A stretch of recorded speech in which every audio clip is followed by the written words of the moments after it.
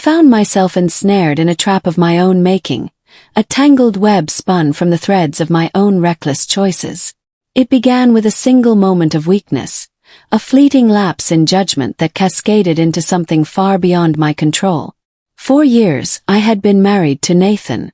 Our life together wasn't perfect, but it was steady, comfortable even. Yet, beneath the surface, cracks had begun to form. Small fractures of discontent I hadn't dared to acknowledge until Patrick entered my life. Patrick was everything I thought I was missing. Charming, magnetic, intoxicating in a way that made me feel alive again. What started as a reckless indulgence quickly morphed into a nightmare from which I could find no escape. At first, his presence was a thrill, a secret I could tuck away and return to whenever I needed an escape.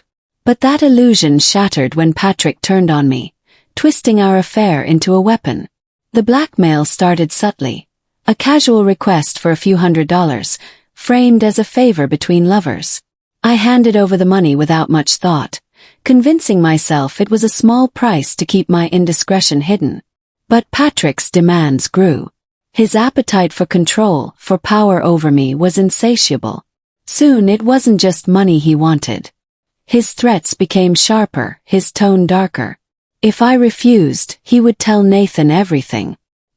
His voice, once smooth and seductive, now carried a menacing edge that sent chills through me. I was trapped, a prisoner of my own betrayal.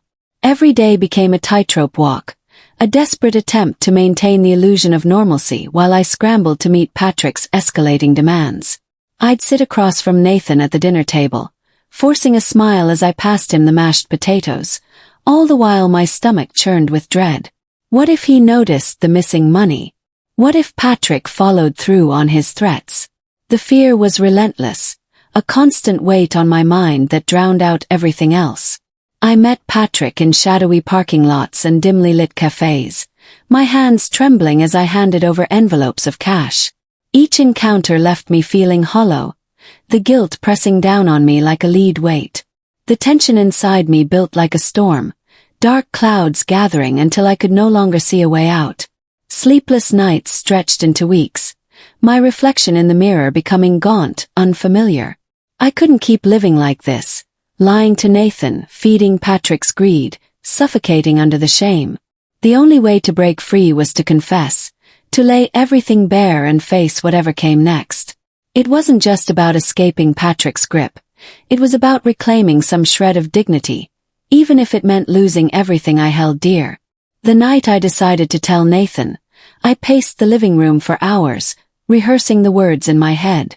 My heart pounded so hard I thought it might burst, my palms slick with sweat. When he finally walked through the door, I could barely meet his eyes. We sat on the couch, the same couch where we had spent countless nights laughing, dreaming about our future, and I let it all spill out. The affair, blackmail, the money, every ugly detail. I braced myself for his reaction, expecting fury, shouting, maybe even an explosion of anger I had never seen before. But Nathan just sat there, silent and still, his expression unreadable. His calm was more terrifying than any outburst. It was as if he was already detaching himself, processing the wreckage of our life together. To my shock, he didn't walk away. Instead, he took control, his mind shifting into problem-solving mode. He insisted we go to the police, set up a sting to catch Patrick in the act.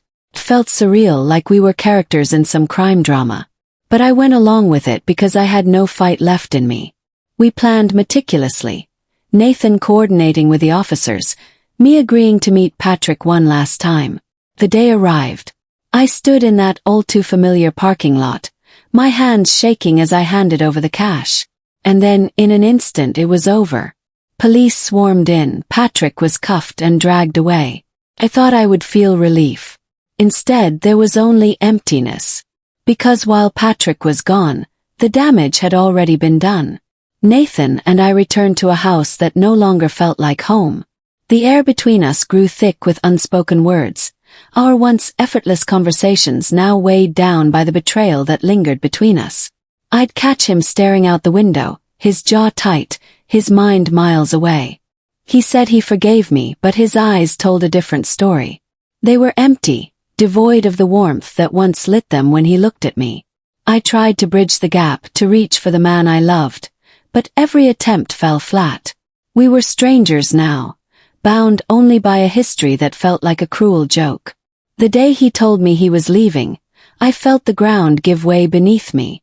We stood in the kitchen, the heart of our home, and he spoke with quiet finality. "I forgive you," he said, "but I don't feel anything for you anymore." His words were a death knell, sharp and unyielding. I watched as he packed his bags, each shirt, each book, a piece of our past slipping away. He didn't look back as he walked out the door, and the silence that followed was deafening. Alone in the empty house, I wandered from room to room, surrounded by memories that mocked me. The photos on the mantel, the scuff marks on the floor from where we had once danced on a whim, each detail was a painful reminder of what I had destroyed. The public shame was brutal. Whispers followed me at the grocery store, friends drifted away, unsure of how to navigate the fallout. But the real punishment was internal. The regret settled into my bones, gnawing at me day and night. I had lost Nathan, the one person who had seen me at my best and still loved me. And for what? A fleeting thrill that had turned to ash.